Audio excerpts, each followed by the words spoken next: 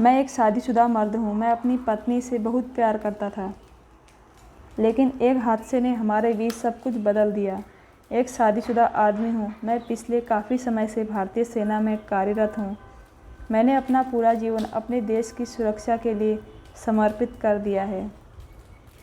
ऐसा इसलिए क्योंकि जब मैं 6 साल का था तो मेरे पिता ने मुझे सक्रिय और मजबूत बनने के लिए ट्रेनिंग देनी शुरू कर दी थी। वह चाहते थे कि मैं भी उनकी तरह भारत माता की सेवा करूं। दरअसल मेरे पिता एक सेना अधिकारी रह चुके हैं। उन्हीं की वजह से मुझ में साहस और निरंतरता जैसे मजबूत मूल्य पैदा हुए हैं। यही एक वजह है कि परीक्षा उत्तीर्ण करने के बाद मैं सीधा भारतीय सेना में शामिल हो गया। मैंने अपने पूरे जीवन में एक सख्त अनुशासित दिनचर्या का पालन किया है। हालांकि एक समय पर यह मेरे लिए बहुत घुटन भरा हो गया था, लेकिन मेरे पास अपने पिता के नक्श कदमों पर चलने के अलावा कोई दूसरा विकल्प भी नहीं था। हाँ, इस दौरान एक चीज़ जिसने हमेशा मुझे अपने करीब रखा वह थी मेरी बचपन की दोस्त नैना। माँ बाप हमारी शादी के लिए राज़ी हो गए। मैं नैना से पहली बार तब मिला था जब हम दोनों हाई स्कूल में पढ़ते थे। वह एक बहुत ही प्यारी, चुलबुली और सुंदर लड़की है। जब मैं हर तरफ से अकेला महसूस कर रहा था, अपने जीवन में सब कुछ हार गया था, तब उसने मुझे थामने की हर संभव कोशिश की थी। उसने मुझे वह आदमी बनने में मदद की जो आज मैं हूँ। हालांकि हम दोनों एक दूसरे से बिल्कुल अलग हैं। ऐसा इसलिए क्योंकि मैं बहुत ज़्यादा अपने में रहने वाला व्यक्ति हूँ, या यूँ कहें कि मैं अंतर्मुखी किस्म का हूँ, जबकि नैना को लोगों से मिलना जुलना बहुत अच्छा लगता था। उसकी इसी आदत से मुझे प्यार है कि वह पल भर में ही हर किसी को अपना बना लेती थी। ऐसे में जब मेरे माता पिता को हमारे रिश्ते के बारे में बताया तो वह खुशी खुशी हमारी शादी के लिए राज़ी हो गई और बहुत ही जल्दी हमने शादी कर ली। हमारे वैवाहिक जीवन की शुरुआत होने के 2 हफ्ते बाद मुझे असम के सिलचर शहर में तैनात कर दिया गया। हालांकि मैं अपनी शादी का लुत्फ़ उठाना चाहता था।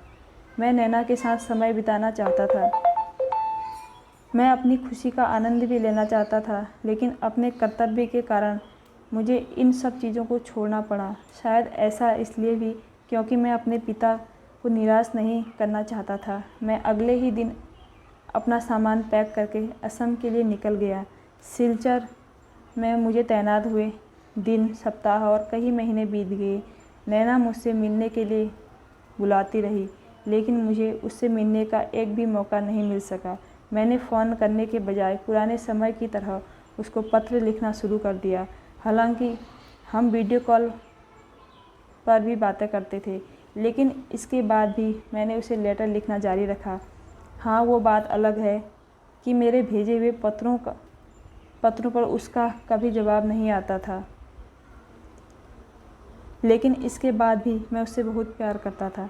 नैना ने आखिरी बार मिले हुए मुझे लगभग 1.5 साल हो चुका था। उससे दूर रहने का दर्द हर पल मुझे बहुत सताता था। मैं उससे पास वापस जाने के लिए तरस रहा था, लेकिन अफसोस मुझे अपने कर्तव्य के प्रति ईमानदार होना पड़ा। हालांकि 1.5 साल और 2 महीने के बाद मुझे 2 सप्ताह के लिए घर वापस जाने का मौका मिला।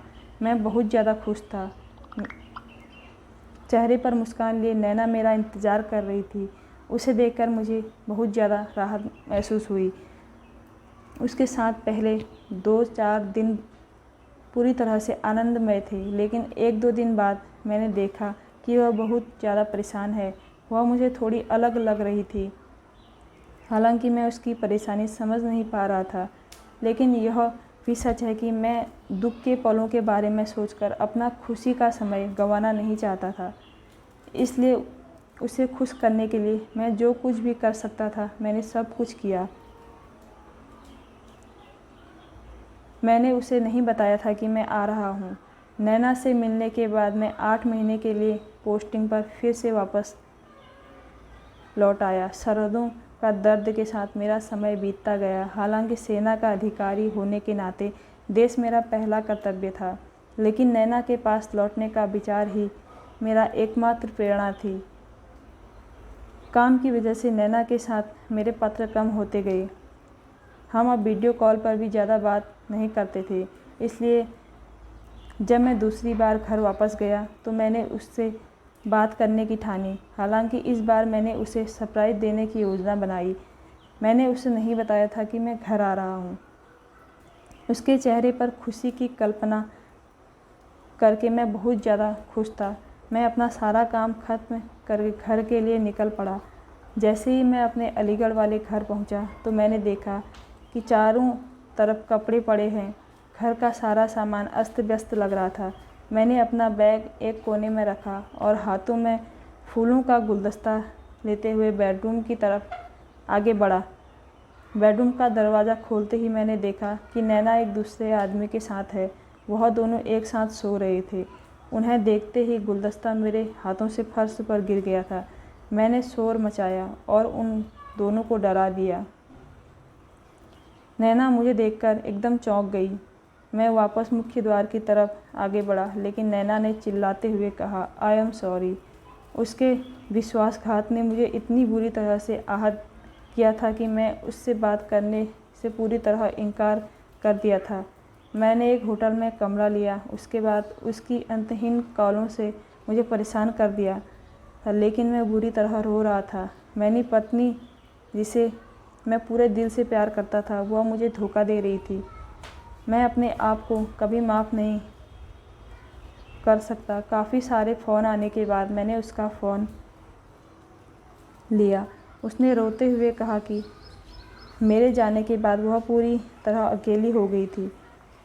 उसके अकेलेपन ने मुझे धोखा देने के लिए प्रेरित किया। वह मेरे आगे माफ़ी की भीख मांग रही थी। उसकी बातों को सुनकर मैं भी उसके कुछ नहीं कह सका था। ऐसा इसलिए क्योंकि मुझे लगता है कि अगर मैं सेना में नहीं होता तो मैं एक सामान्य जीवन जी रहा होता। मैं हर दिन उसके साथ रह सकता था। अगर मैं वहाँ होता तो उसने मुझे कभी धोखा नहीं दिया होता। इस घटना के बाद एक सेना अधिकारी के रूप में अपने देश के लिए लड़ने का मेरा संकल्प कम होने लगा। मैं अपनी नौकरी बदलना चाहता था, लेकिन मेरे पिता को निराश करने की सोच ने मुझे ऐसा करने से रोक दिया। मुझे नहीं पता था कि मेरा जीवन मुझे किस रास्ते पर ले जाएगा, लेकिन आज मैं जिस स्थिति में हूँ उसके लिए मैं नैना या खुद को कभी माफ़ नहीं कर पाया हूँ। अब मैं खुद को दिन रात कोसता हूँ। धन्यवाद।